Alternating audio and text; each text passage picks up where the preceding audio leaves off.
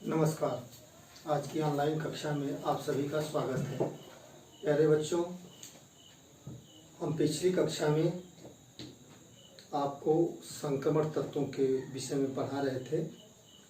संक्रमण तत्व ये चैप्टर का नाम है तत्वों का आवर्ती वर्गीकरण, और इसकी आउटलाइन आपको फिर से हम दे दें। आवर्ती वर्गीकरण में सर्वप्रथम आपको डोबेराइनर का त्रिक नियम पढ़ाया गया, न्यूलैंड का अष्टक नियम पढ़ाया गया, और इसके बाद मेंडलीव का आवर्त नियम पढ़ाया गया।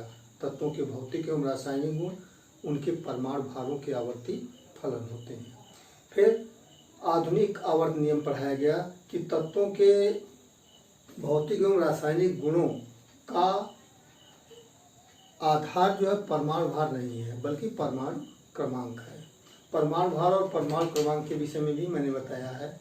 परमाणु भार किसी भी तत्व में उपस्थित प्रोटॉनों और न्यूट्रॉनों की संख्या के योग को परमाणु भार कहते हैं, और परमाणु क्रमांक किसी भी तत्व में उपस्थित प्रोटॉनों की संख्या को परमाणु क्रमांक कहते हैं। तो परमाणु क्रमांक को आधार मान करके आधुनिक आवर्त नियम बनाया गया, जिसे मोजले का नियम भी कहते हैं, और वो नियम है तत्वों के भौतिक एवं रासायनिक गुण, उनके परमाणु क्रमांकों के आवर्ती फलन होते हैं। अर्थात तत्वों को अगर बढ़ते हुए परमाणु क्रमांकों के बढ़ते परमाणु क्रमांकों के क्रम में रखा जाएगा तो कुछ निश्चित अंतराल के पश्चात उनके गुणों की पुनरावृत्ति होती है, उनके गुणों में समानता पाई जाती है।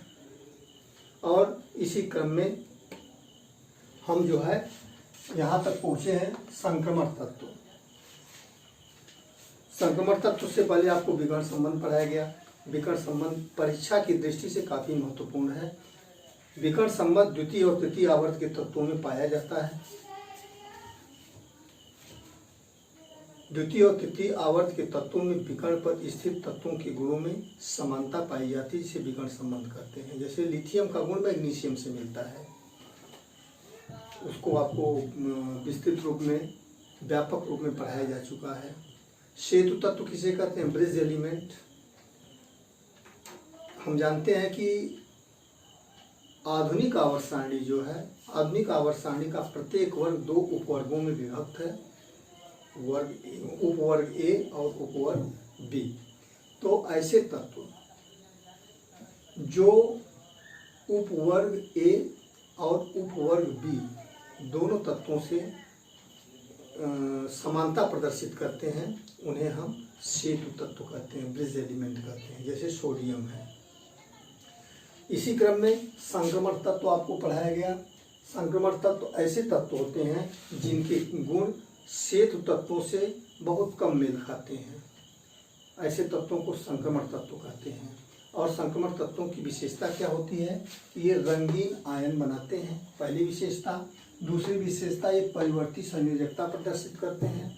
और तीसरी विशेषता कि ये हाइब्रिड कंपाउंड बनाते हैं, कॉम्प्लेक्स कंपाउंड बनाते हैं। हाइब्रिड नहीं, सॉरी, कॉम्प्लेक्स कंपाउंड, संकर यौगिक बनाते हैं। और जैसे है, इसका उदाहरण आप लोग याद कर लीजिए, आयरन है, कोबाल्ट है और निकेल है। हम आज की कक्षा में आगे बढ़ते हैं, तत्वों के आवर्ती गुणों के विषय में हम चर्चा करेंगे, और इसे आपको पूर्व में पढ़ाया भी जा चुका है।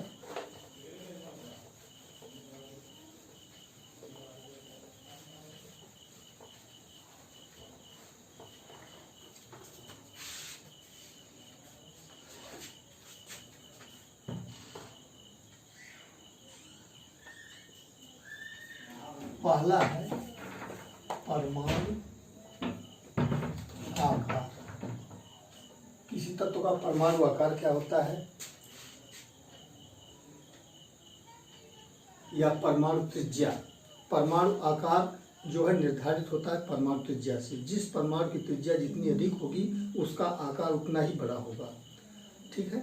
नाभिक से, नाभिक के केंद्र से बाह्य कक्षा की दूरी को हम परमाणु त्रिज्या कहते हैं, और जिस परमाणु की त्रिज्या अधिक होती है उसका परमाणु आकार भी उतना अधिक होता है।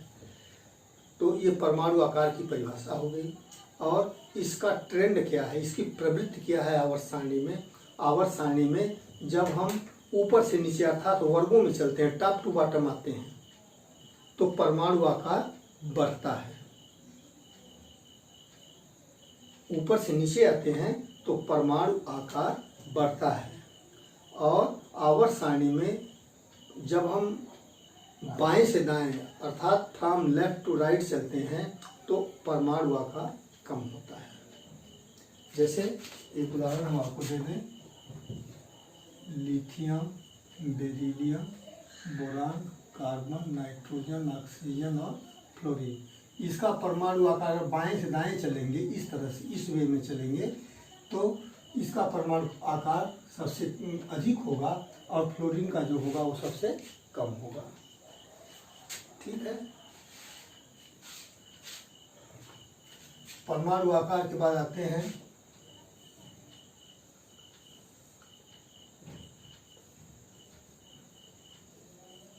विद्युत धनात्मकता।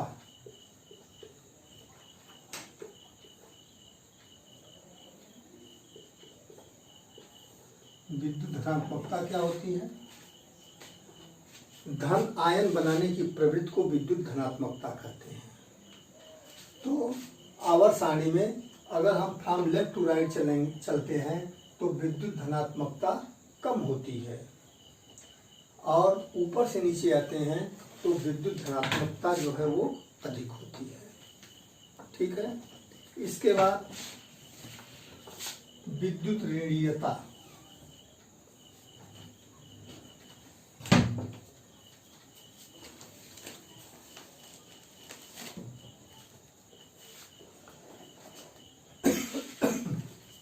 विद्युत ऋणीयता क्या होती है? किसी भी परमाणु की, किसी भी तत्व की इलेक्ट्रॉनों को अपनी ओर आकर्षित करने की क्षमता को हम विद्युत ऋणीयता कहते हैं। पुनः सुन लें, किसी भी परमाणु की इलेक्ट्रॉनों को आकर्षित करने की क्षमता को हम विद्युत ऋणीयता कहते हैं। और ये विद्युत ऋणीयता आवर्त सारणी के किसी भी आवर्त में हम बाएं से दाएं जाएंगे तो विद्युत ऋणीयता बढ़ती है और किसी भी वर्ग में ऊपर से नीचे आएंगे तो विद्युत ऋणीयता घटती है। अर्थात टॉप टू बॉटम ऊपर से नीचे आएंगे तो विद्युत ऋणीयता कम होगी और लेफ्ट टू राइट अर्थात बाएं से दाएं चलेंगे तो विद्युत ऋणीयता बढ़ती जाएगी। तो आज की कक्षा में बस इतना ही आपके लिए। शेष अगली कक्षा में हम पुनः मिलेंगे और एक नए टॉपिक के साथ। धन्यवाद।